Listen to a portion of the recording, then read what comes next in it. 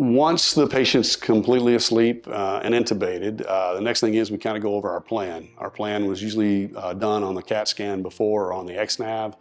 Once we've done that, then we go over the CT in the room. We also anesthetize the patient around this time.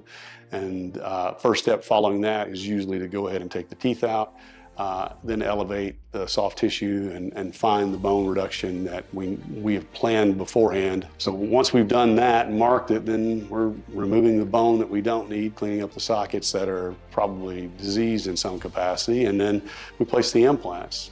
Once we place the implants, we may add some bone at that point, and then I have the lab come in, or we do the 3D photogrammetry at that time. Once the implants are placed and we've checked them and closed the tissue up, the next step is to retrofit the pre-planned teeth that we've made to the actual placement of the implants.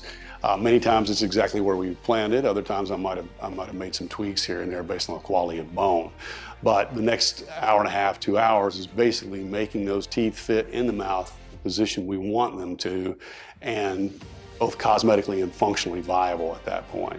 We basically place them onto the attachments that go into the implants, and the patient will leave that day with a provisional set of teeth that are both functional and cosmetic that same day.